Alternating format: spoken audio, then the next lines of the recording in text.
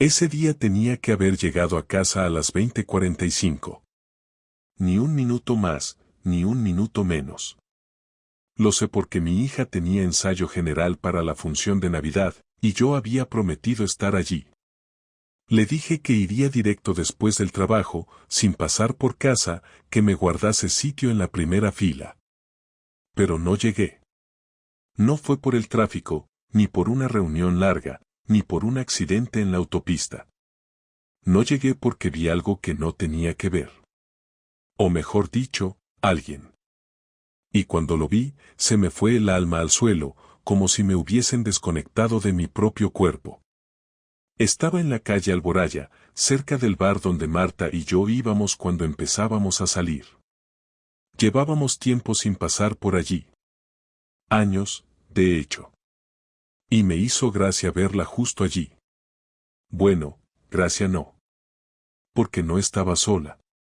Iba caminando con un hombre. No era un paseo casual. Era lento, íntimo. De esos que solo das cuando tienes tiempo, cuando no estás escondiéndote de nadie.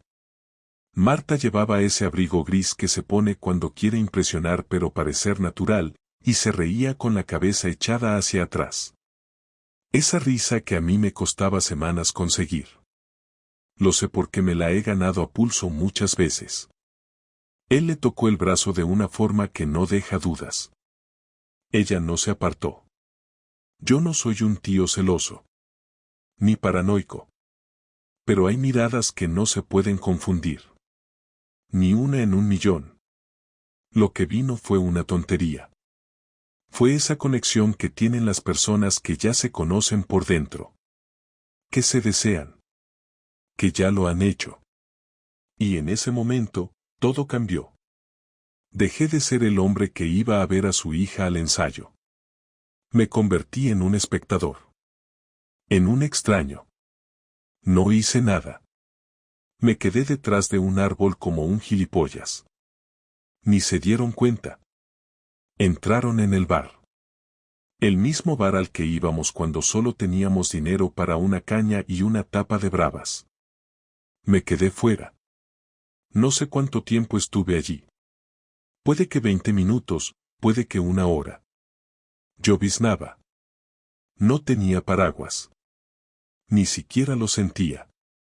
Solo pensaba una cosa, esto ya había pasado antes, y yo no lo había querido ver. Porque ahora, con la imagen fresca, empezaban a encajar cosas. Las noches que se quedaba corrigiendo exámenes, las veces que llegaba tarde del gimnasio, su nueva obsesión con los pendientes pequeños y discretos. Todo estaba ahí. Era como un puzzle del que solo me faltaba la última pieza. Y ahora la tenía. Metida en un puto bar con mi mujer. No entré. No hice una escena. Ni siquiera le seguí cuando salieron. Me fui directo al coche. No encendí la radio. No lloré. No grité. Lo que hice fue ir a un hotel de carretera a las afueras, uno cutre, sin recepción 24 horas, y pedí una habitación. Pagué en efectivo. Subí. Me senté en la cama. Y me quedé en silencio. Ni siquiera llamé a mi hija para decirle que no llegaría. No podía. ¿Qué le iba a decir? ¿Que su madre estaba con otro hombre mientras ella ensayaba su papel de estrella en la función del cole? ¿Que su padre era tan inútil que ni siquiera tuvo huevos para entrar al bar? Dormí mal. O no dormí, no sé. A la mañana siguiente, tenía 7 llamadas perdidas de Marta. Un mensaje de voz. Y 2 de mi madre preguntándome por qué no había subido el video del ensayo. Inventé una excusa. Dije que me puse malo. Que vomité en el coche. Marta me creyó. O hizo como que me creyó. Supongo que a esas alturas los dos ya jugábamos al mismo juego, fingir que no pasaba nada mientras todo se venía abajo. Y aquí empezó la historia. No cuando revisé su móvil. No cuando me lo confesó. sino ese jueves por la noche, frente a un bar que huele a fritanga, con un árbol como testigo y una realidad que ya no podía negar. No volví a casa ese fin de semana. El viernes dije que me habían enviado a una formación de última hora en Madrid y que no podía escaparme.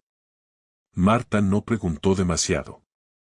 Me respondió con un vale, te esperamos el domingo, y me dejó claro que, al menos en apariencia, no sospechaba que yo supiera algo.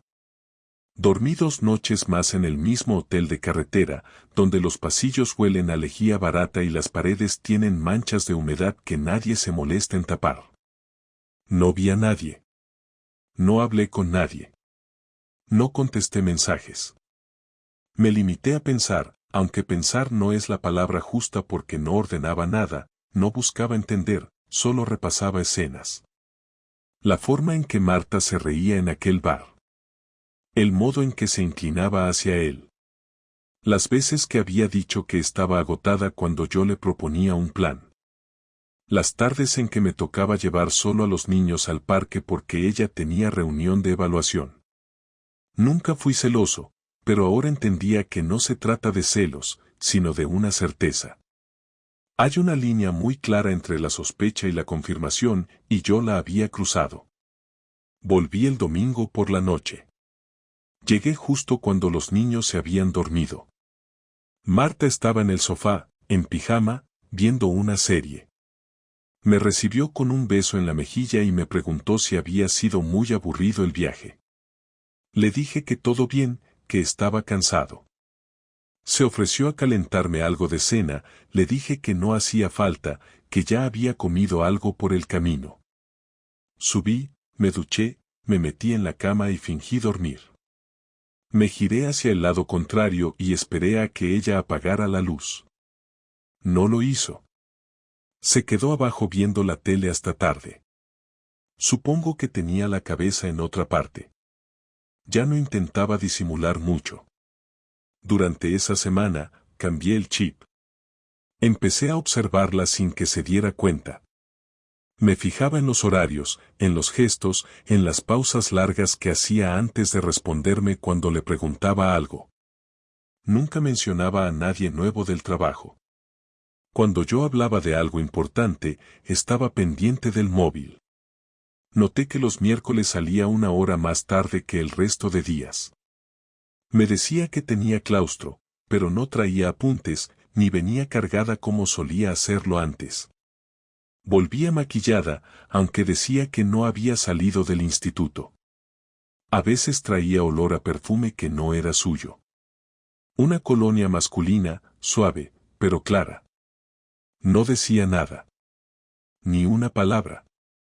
Porque lo que quería no era una confesión. Quería verla hundirse. No por venganza, sino porque necesitaba saber hasta dónde llegaba su mentira.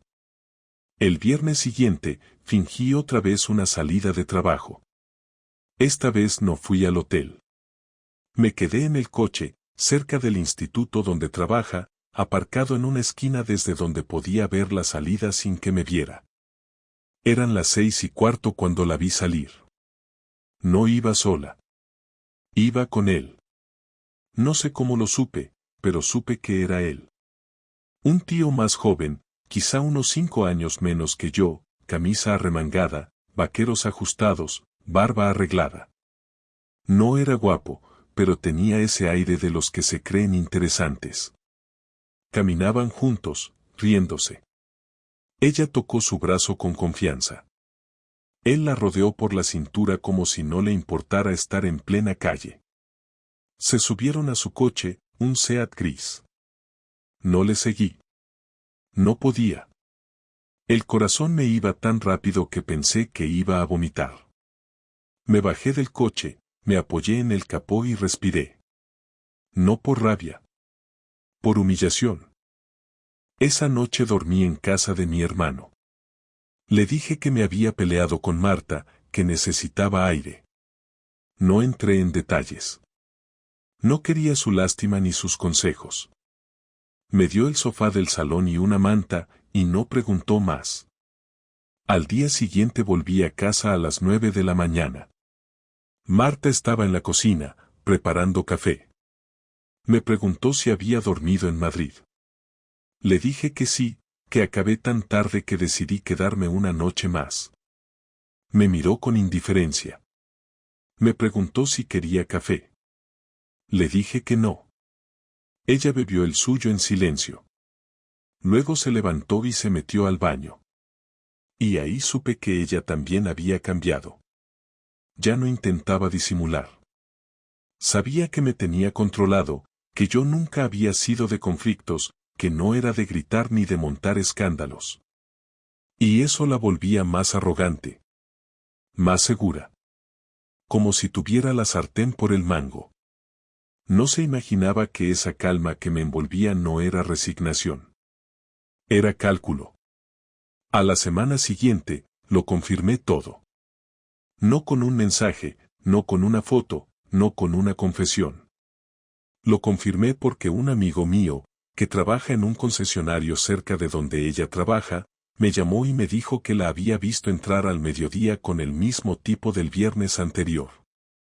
Que estaban juntos, que se reían, que se besaron en el coche antes de salir. No fue por curiosidad que me lo dijo. Fue porque me conoce, sabe cómo soy, y pensó que merecía saberlo.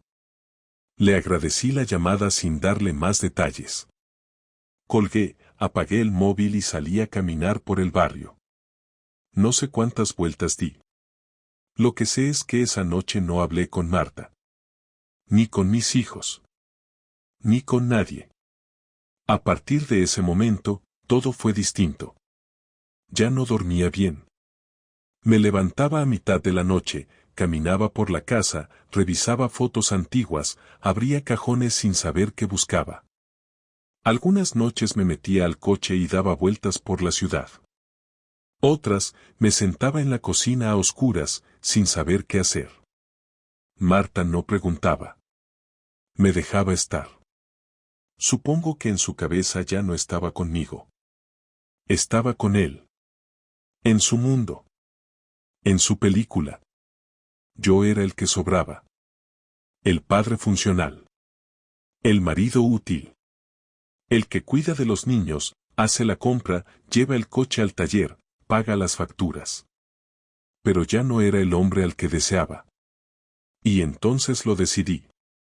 No iba a seguir esperando. No iba a mendigar una confesión ni a arrastrarme por una respuesta.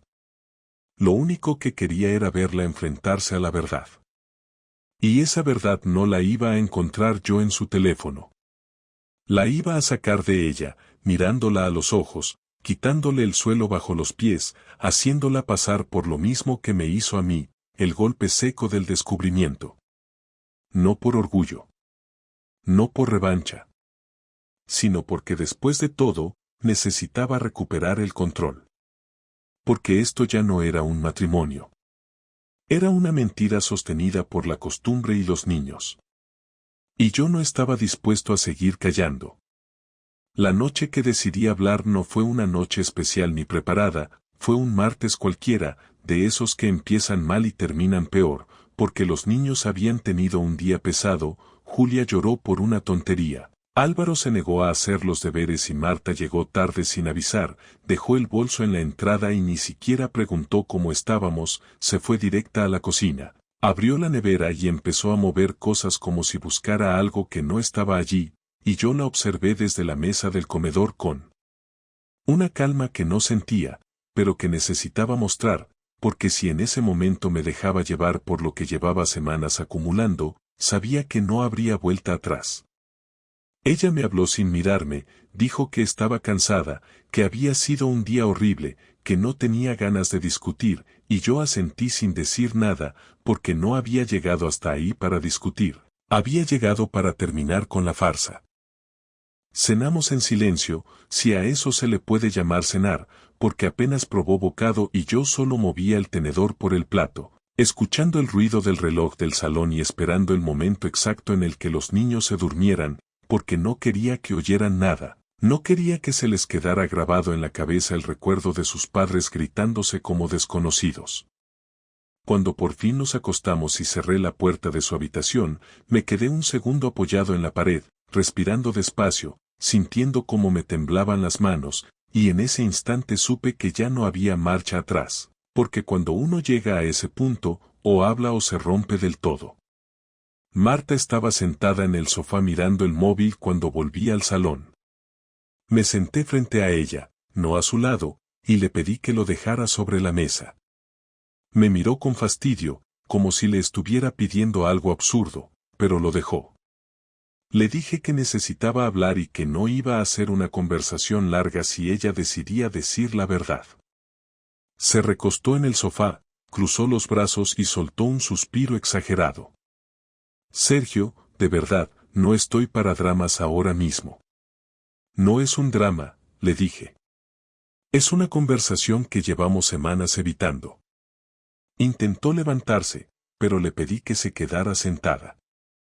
No levanté la voz, no me acerqué, no hice ningún gesto brusco, porque no quería darle una excusa para huir. Le dije que sabía que había alguien más, que no era una sospecha, que no era una intuición, que no estaba imaginando nada, y que no tenía sentido seguir fingiendo que todo estaba bien. Al principio se rió, una risa corta y nerviosa, y me dijo que estaba loco, que estaba viendo cosas donde no las había, que seguramente estaba estresado por el trabajo y por los niños. Le dejé terminar. No la interrumpí. Cuando acabó, le dije que la había visto en la calle Alboraya, entrando en el bar, que la había visto salir del instituto con él, que sabía que se veían los miércoles y que no tenía ninguna intención de seguir escuchando mentiras. Ahí cambió su cara. No lloró. No se enfadó de inmediato. Se quedó quieta, mirándome como si estuviera evaluando qué decir a continuación, y ese silencio fue lo que más me dolió, porque confirmaba que no estaba sorprendida, que no se sentía descubierta, sino obligada a reaccionar. Me preguntó desde cuándo lo sabía. Le dije que eso no era lo importante. Me dijo que no era tan simple, que yo no entendía nada, que hacía tiempo que entre nosotros no había nada, que éramos dos personas viviendo juntas por costumbre. Le recordé que nunca me había dicho nada, que nunca me pidió cambiar nada, que nunca habló de estar mal. Me contestó que yo siempre estaba cansado, que nunca estaba realmente presente, que ella se sentía sola incluso cuando yo estaba en casa. No grité. Pero ahí sí me levanté. Caminé por el salón, pasé la mano por la estantería, tiré al suelo un marco de fotos donde salíamos los cuatro en la playa, y el ruido seco del cristal al romperse la hizo levantarse de golpe. No me hables de soledad, le dije, cuando lleva semanas saliendo con otro hombre y volviendo a casa como si nada. No lo entiendes, respondió. No es solo sexo, es sentirme vista otra vez. No me interesa cómo lo llames, le dije. Me interesa que lo hiciste mientras yo estaba aquí, cuidando de tus hijos, compartiendo una cama contigo, creyendo que aún éramos un matrimonio. Ahí empezó a llorar, pero no era un llanto limpio, era un llanto tenso, mezclado con rabia. Me dijo que no sabía cómo parar, que al principio fue algo sin importancia, que se sentía bien y que luego se le fue de las manos. Le pregunté si pensaba dejarme. Me dijo que no lo sabía. Le pregunté si pensaba dejarlo a él. Me dijo que tampoco lo sabía. Y esa respuesta fue peor que cualquier confesión, porque significaba que yo ya no era una prioridad, que estaba en una balanza y que el resultado aún no estaba claro. Le dije que había cruzado una línea de la que no se vuelve sin consecuencias, que no podía pretender seguir con su vida normal mientras yo hacía como que no pasaba nada. Me pidió tiempo.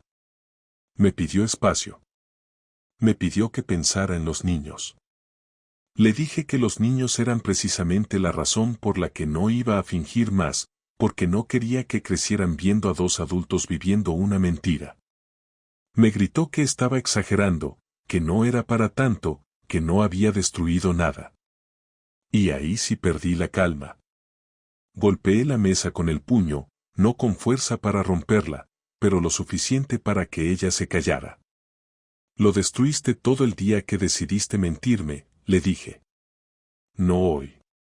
No ahora. Aquel día. La discusión se alargó más de lo que esperaba.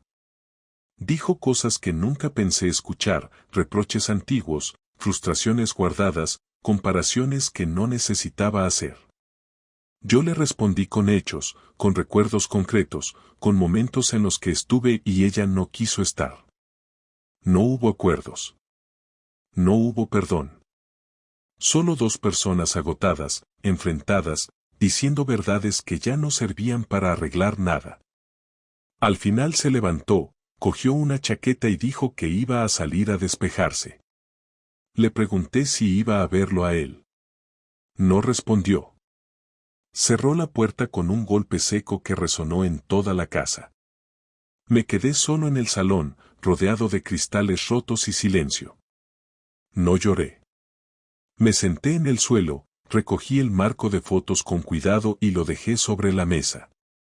Pensé en mis hijos, en cómo les explicaría lo que estaba pasando, en cómo había llegado hasta ahí sin darme cuenta. Pensé también en ella, en la mujer con la que me casé, y en lo poco que se parecía ya a la persona que acababa de salir por la puerta. Esa noche dormí en el sofá. No porque no pudiera subir a la cama, sino porque ya no sentía que ese fuera mi sitio. Y mientras escuchaba el sonido lejano de un coche arrancando en la calle, supe que la conversación no había sido el final, sino el principio de algo mucho más duro, algo que ya no iba a resolverse con palabras ni promesas, porque cuando la confianza se rompe de esa manera, lo único que queda es decidir cómo seguir adelante sin perderse a uno mismo en el proceso. Los días siguientes fueron una rutina insoportable de silencios, miradas evitadas y movimientos mecánicos dentro de una casa que ya no era un hogar, donde Marta y yo apenas cruzábamos palabras, ni siquiera fingíamos que las cosas estaban bien, pero tampoco dábamos el paso para resolverlo, como si estuviéramos esperando a que algo externo decidiera por nosotros, algo que nos dijera cuándo y cómo romperlo todo sin que pareciera una decisión personal, aunque los dos sabíamos que ya estaba roto. Desde hacía tiempo. Ella dormía en la habitación, yo seguía en el sofá, no porque hubiera un acuerdo, sino porque ninguno de los dos tuvo el valor de decir en voz alta que aquello se había terminado. Mis hijos empezaban a notar algo raro, sobre todo Álvaro, que preguntaba por qué su madre ya no venía a las cenas familiares o por qué yo siempre parecía cansado. Y yo me limitaba a decir que estábamos con muchas cosas del trabajo, como si un niño no pudiera ver que su padre ya no sonreía igual ni respondía con la misma paciencia de antes. Julia era más pequeña, y aunque no decía nada, se me quedaba mirando desde el pasillo cuando me sentaba en la cocina sin hacer nada, y sé que en su cabeza se preguntaba por qué papá ya no contaba cuentos por la noche. Marta no volvió a mencionar al otro, tampoco negó que siguiera viéndolo, simplemente actuaba como si esa parte de su vida no tuviera nada que ver conmigo, como si ya no me correspondiera opinar ni preguntar. El miércoles siguiente volvió a salir por la tarde, como siempre, y aunque no dije nada, seguí su coche hasta un edificio del centro donde no había instituto, ni reuniones, ni pilates. La vi entrar y no me quedé a esperar. Volví a casa, abrí una libreta y empecé a escribir todo lo que había pasado desde el primer día que sospeché. No por rencor, ni por guardar pruebas, sino porque necesitaba verlo todo ordenado, ponerlo en papel, darle forma a una historia que hasta ese momento había vivido a trozos, en medio de rutinas, cenas frías y sonrisas fingidas. Esa misma noche hablé con un abogado. Le pedí cita y me la dio para el viernes. Me explicó lo básico, que si teníamos bienes en común, que si había acuerdo mutuo o contencioso, que si había pruebas de infidelidad, aunque en realidad, en España, eso no sirve para mucho más que alimentar el odio. Me dijo que podía preparar todo el papeleo en una semana, que si quería, podía salir de casa y formalizar la separación cuanto antes. Le dije que no quería dejar la casa, que mis hijos no tenían por qué irse a vivir a otro sitio por culpa de un error que no cometieron. Me dijo que eso se podía pelear. Le dije que peleáramos. No se lo conté a nadie, ni siquiera a mi hermano, ni a mi madre, que ya había notado algo raro en nuestras llamadas y empezaba a soltar indirectas sobre las pocas veces que Marta respondía al teléfono o sobre cómo yo siempre esquivaba las preguntas. No lo hice porque aún no estaba preparado para recibir consuelo o indignación ajena, porque todavía me costaba aceptar que lo que había construido durante 11 años se estaba cayendo a pedazos sin que pudiera detenerlo.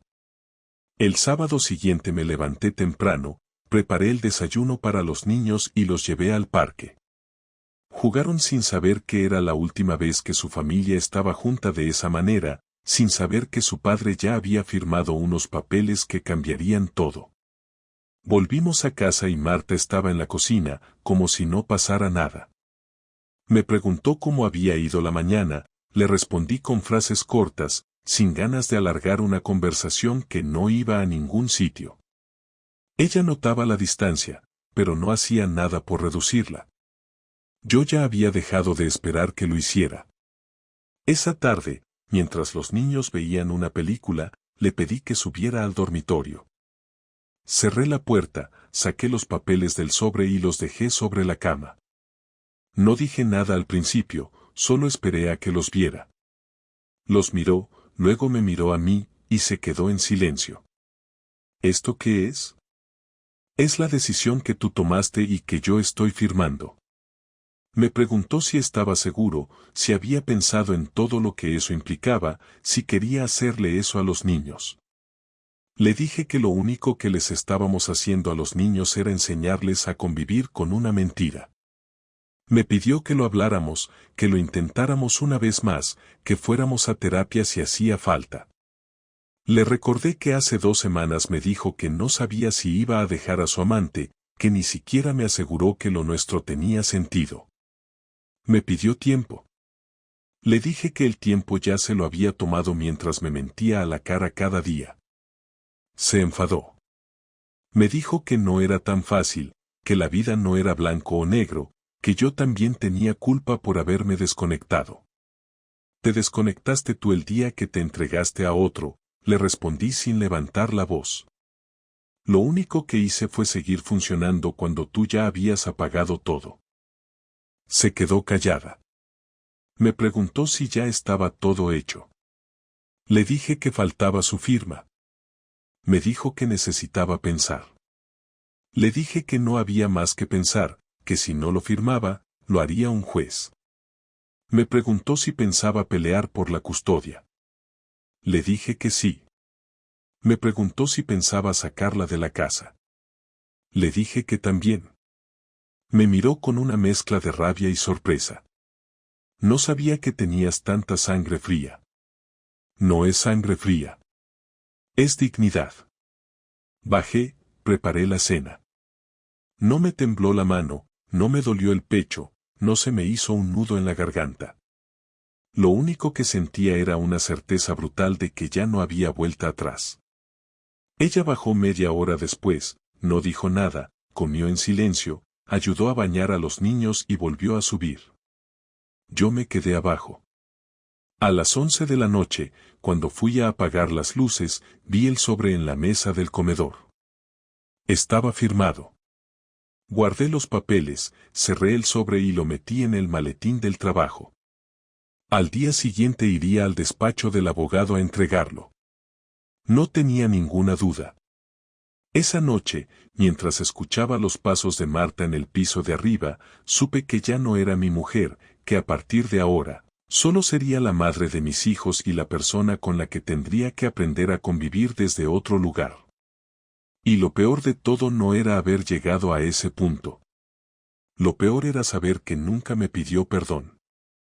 Ni una sola vez. Porque para ella, lo que hizo no fue un error. Fue una necesidad. Y eso, por más que pasaran los días, no lo iba a poder olvidar. El lunes entregué los papeles en el despacho del abogado. Firmó todo, revisó los documentos por última vez, me explicó que ahora había que esperar a que se notificara formalmente a Marta y que, si no ponía trabas, en unos meses estaría resuelto. Le pregunté si me recomendaba moverme ya con lo de la custodia y la vivienda, y me dijo que sí, que mientras antes comenzara el trámite, mejor, porque si lo dejaba pasar, podía complicarse. Le dije que me preparara lo que hiciera falta. Me fui del despacho con la cabeza fría, sin peso en el pecho, sin dudas. Lo que venía después era más duro, pero al menos ya había cruzado la línea. En el coche, camino a casa, pensé que ya no tenía sentido fingir una convivencia normal, así que decidí que esa misma noche hablaría con los niños. No sabía cómo lo iban a tomar, pero no me perdonaría nunca tratarlos como si fueran tontos o como si no tuvieran derecho a saber lo que estaba pasando con su familia. Cuando llegué, Marta estaba en el salón con el portátil, fingiendo trabajar. No levantó la vista cuando entré. Le dije que esa noche pensaba hablar con los niños, que era mejor que lo hiciéramos juntos, que escucharan lo mismo de los dos. Me miró con cara de agotamiento y me preguntó si no podíamos esperar un poco más. Le dije que no, que bastante habíamos esperado ya, y que no iba a mentirles ni a seguir encerrándolos en una rutina en la que sus padres apenas se hablaban. No insistió. Dijo que prepararía algo para cenar, como si eso le diera un mínimo de control. La dejé hacer. Me fui a mi cuarto, cerré la puerta, me senté en el borde de la cama y repasé en la cabeza lo que pensaba decirles. No encontré una fórmula perfecta, solo decidí que iba a ser honesto sin entrar en detalles innecesarios. Esa noche, después de cenar, les pedimos que se quedaran un rato más en la mesa. Álvaro nos miró raro, Julia jugaba con un tenedor. Les dije que su madre y yo íbamos a separarnos. Marta no dijo nada, ni siquiera me miró. Les dije que no era culpa suya, que los dos los queríamos muchísimo y que íbamos a seguir cuidándolos igual. Álvaro preguntó si íbamos a vivir en casas distintas. Le dije que por ahora no, pero que en un tiempo probablemente sí. Julia empezó a llorar. Marta le acarició el brazo, sin decir una palabra. Álvaro agachó la cabeza, no dijo nada más, se levantó y se fue directo a su cuarto. Lo seguí con la mirada, pero no fui detrás. Quise respetar su silencio. Julia se quedó abrazada a Marta. Yo me fui a la cocina, me serví un vaso de agua y me lo tomé sin sed. No sé cuánto tiempo pasó hasta que Marta vino a buscarme. Me dijo que Álvaro no quería hablar con nadie. Le dije que era normal. Me preguntó si pensaba mudarme pronto. Le respondí que no pensaba moverme de la casa, que si alguien debía irse era ella. Me preguntó si iba a pelear por eso también. Le dije que sí. Me preguntó si no pensaba dejarle al menos el dormitorio. Le dije que no. Se fue sin responder. Esa noche dormimos los dos en la misma casa, en silencio, separados por pasillos, por decisiones, por todo lo que no se dijo durante años. El miércoles, Marta llegó tarde, como siempre. Me encontraba en el salón, viendo televisión con los niños, y cuando entró ni siquiera intentó justificar la hora. Subió directamente al cuarto. Me quedé en silencio, con los ojos clavados en la pantalla sin realmente mirar nada. Álvaro se giró hacia mí y me preguntó si mamá ya tenía otro novio. Le pregunté por qué decía eso. Me respondió que lo suponía, que últimamente estaba distinta, que no quería estar nunca en casa, que siempre tenía prisa. Le dije que no era algo que él tuviera que preocuparse por ahora. Me dijo que no estaba preocupado, que solo quería saber si le íbamos a mentir también con eso. Julia escuchaba sin entender del todo.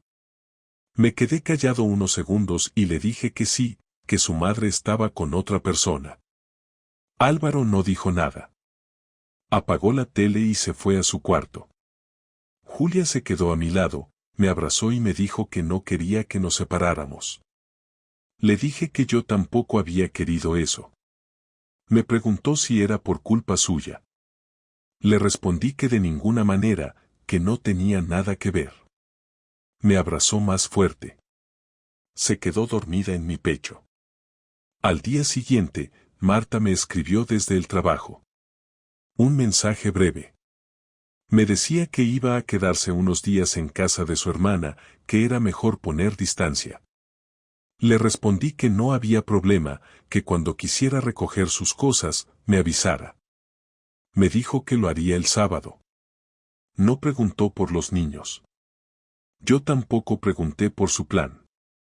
El sábado por la mañana vino, con bolsas vacías y cara de cansancio. No habló mucho. Se movió por la casa como una visitante, sin tocar nada que no fuera suyo. Los niños estaban en casa de mi madre. Marta no me miraba a la cara. Le pregunté si pensaba quedarse con él. Me dijo que no lo sabía, que las cosas no eran tan simples.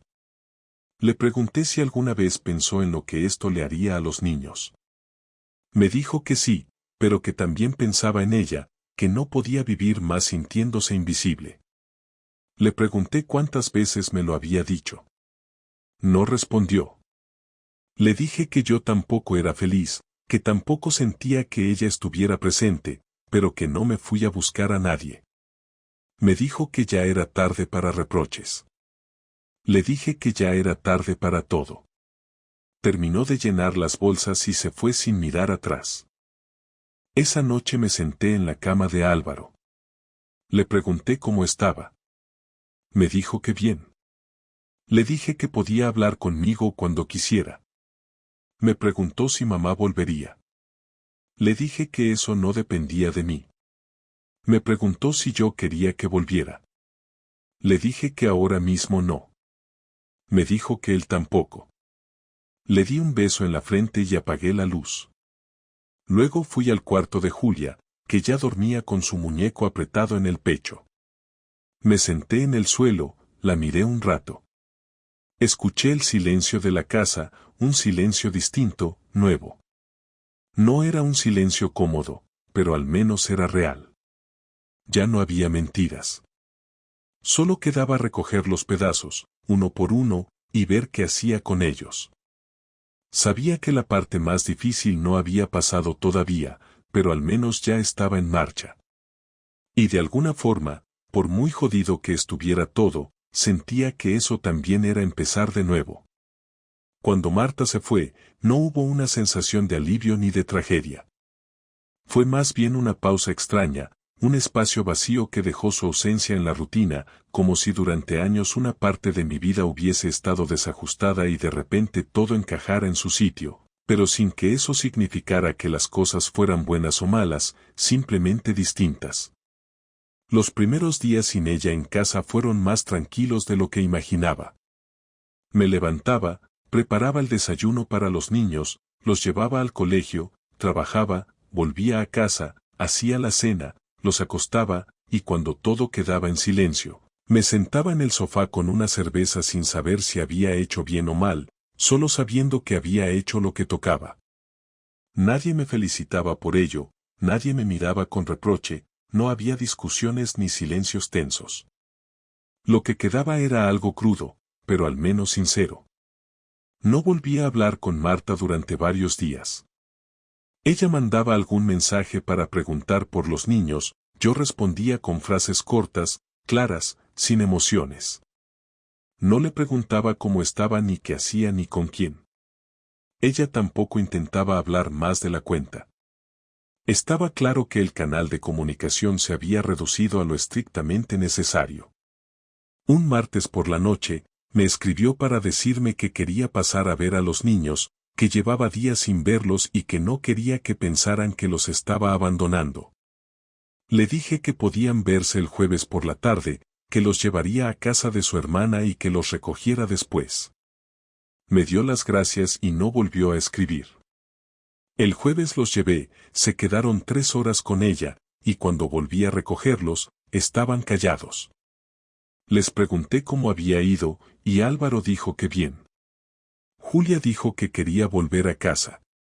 No insistí. El viernes por la mañana fui al despacho del abogado para repasar los avances. Me dijo que Marta había aceptado la demanda sin oponerse, que eso aceleraría el proceso, que ahora lo siguiente era acordar el régimen de visitas y el uso de la vivienda. Le dije que quería la custodia compartida pero con residencia principal en mi casa, porque no pensaba desarmar la vida de los niños más de lo necesario. Me dijo que eso era razonable, que los informes psicológicos lo apoyarían si todo seguía así. Me explicó que si Marta no tenía una posición firme, no habría demasiado conflicto. Le pregunté si ella podía pedir quedarse con la casa. Me respondió que sí, pero que los jueces solían valorar la estabilidad de los menores y el entorno. Le pedí que se preparara para pelear lo que hiciera falta. Me dijo que eso haría. Cuando volví a casa, encontré en la entrada una bolsa con ropa de los niños y un sobre cerrado. Era de Marta. Decía que había metido algunas cosas que quedaban en casa de su hermana y que prefería no entrar para no molestar. El sobre tenía una carta, escrita a mano. Era corta. Decía que sentía haber fallado, que nunca había querido hacer daño, que sabía que no merecía confianza ni empatía, que entendía la decisión y que solo esperaba que, con el tiempo, las cosas se calmaran por el bien de los niños. No pedía perdón. No pedía volver. Solo decía que ojalá algún día pudiéramos hablar con calma. Rompí la carta y la tiré sin pensar. No porque me diera igual, sino porque ya no me servía para nada. El domingo por la tarde salimos los tres al centro comercial. No por necesidad, sino porque notaba que los niños llevaban días demasiado encerrados en casa, y yo también necesitaba ver a otras personas, cambiar de espacio. Caminamos por los pasillos, entramos en un par de tiendas, comimos algo. Los vi más relajados, se reían, hacían preguntas, pedían cosas sin miedo. Fue la primera vez desde que todo empezó que lo sentí como antes, como si por un momento se hubieran olvidado de que algo iba mal. Al volver a casa, me preguntaron si podíamos ver una peli. Les dije que sí. Nos sentamos en el sofá, pedimos pizza, nos tapamos con mantas. Esa noche, cuando se fueron a dormir, me senté solo en la cocina con una copa de vino y supe que, por fin, las cosas estaban avanzando. No se habían arreglado, no estaban bien, pero estaban avanzando. El lunes siguiente me llamó Marta. Era la primera vez que lo hacía desde que se fue. Me dijo que necesitaba hablar conmigo en persona. Le pregunté si era por algo relacionado con los niños o con el proceso legal. Me dijo que no, que era algo personal. Dudé. No quería entrar otra vez en un terreno en el que ya no confiaba. Le pregunté si era urgente. Me dijo que no, pero que le gustaría que al menos la escuchara. Le dije que viniera el miércoles por la tarde, cuando los niños estuvieran con mi madre. Aceptó. El miércoles apareció a las 7. Llevaba ropa sencilla, cara de cansancio, una carpeta en la mano.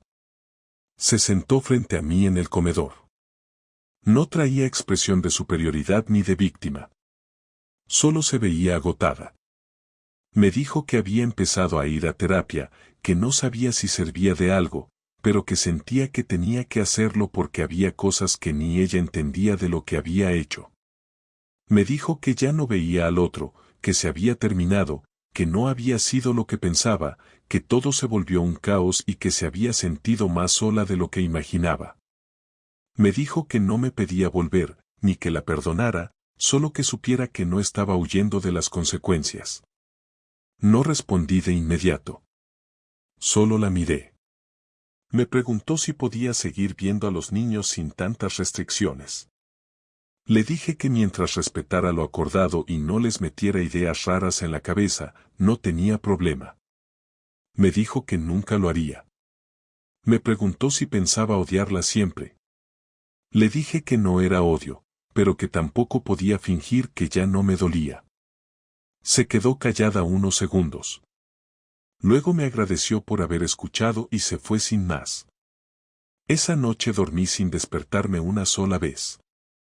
Me levanté antes del despertador, preparé café, salí al balcón, encendí un cigarro y vi la calle en silencio.